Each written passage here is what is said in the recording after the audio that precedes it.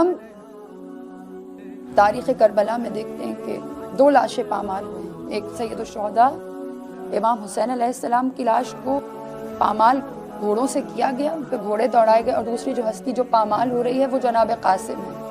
لیکن بہت فرق ہے دونوں میں، اور وہ فرق یہی ہے کہ سید الشہداء کی لاش پہ گھوڑے دوڑے ہیں،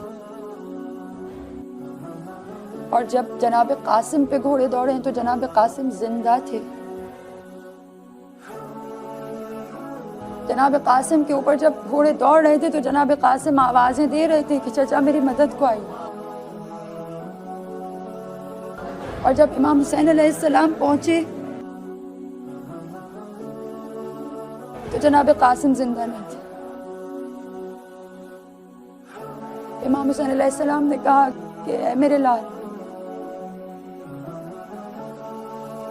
تیرے چچا پہ بہت شوق ہے کہ تو مدد کو بلائے اور میں نہ آ سکا.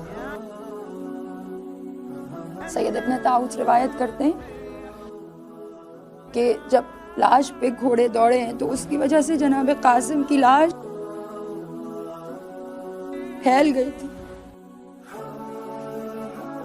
امام نے جناب قاسم کی لاش کو جب پشت پہ ڈالا تو ایک روایت جو میں بیان کر رہی ہوں اس کے مطابق لاش 13 سال کا بچہ ہے، لیکن بدن اتنا پھیل گیا کہ پاؤں سے زمین پر پاؤں خط کھینچتے جا رہے تھے.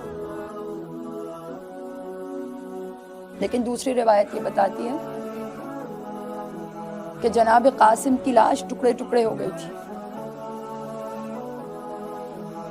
اور اٹھانے کے قابل نہیں تھی. امام نے اپنی ابا کو زمین پہ بچھایا اور جناب قاسم کے بدن کو جب جمع کیا ایک گٹھڑی سی بن گئی، اور وہ گٹھڑی لے کر جب خیموں کی طرف چلے تو بیویاں جو صبح سے لاشوں پہ لاشیں دیکھ رہی تھی تو بیٹا ایک ذہن میں خیال تھا نا کہ ہاں اب قاسم لڑنے گیا تھا تو قاسم کی لاش آئے گی. لیکن جب بیویوں نے دیکھا کہ امام تو ایک گٹھڑی نما چیز لے کر آ رہے ہیں تو بیویوں نے کہا کہ یہ اپنے رسول اللہ قاسم کہاں ہے. امام نے اس گٹھڑی کو بیویوں کے سامنے رکھ دیا. امام نے کہا کہ یہ قاسم ہے.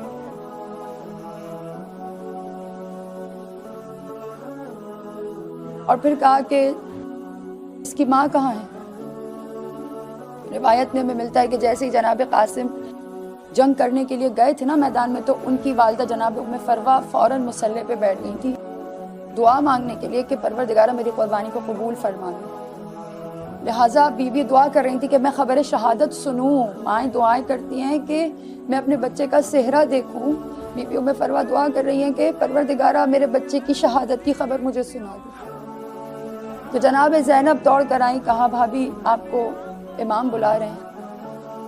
قاسم کا لاشا آ گیا. تو روایت کہتی ہے کہ جیسے ہی جناب زینب جناب ام فروہ کے پاس پہنچی تو بی بی یہ کلمات کہہ رہی تھیں، شکراً شکرا حقاً حقا، کہ پروردگارہ تیرا شکر ہے کہ تو نے میری قربانی کو قبول کر لیا.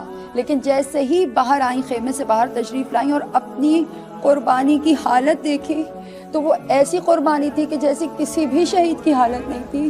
تو جناب ام فروہ نے رو کے کہا کہ پروردگارہ میں تیرا شکر ادا کرتی ہوں کہ تو نے میری قربانی کو سب سے زیادہ قبول کیا ہے. پروردگارہ ہم درود و سلام بھیجتے ہیں تمام شہدائے کربلا پر، بالخصوص جناب قاسم پر اور ان کی والدہ گرامی پر، اور دعا کرتے ہیں کہ پروردگارہ اس غیبت امام زمان علیہ السلام میں تمام ماؤں کو وہی ہمت و حوصلہ عطا فرما جیسا حوصلہ جناب ام فروہ کو عطا فرمایا.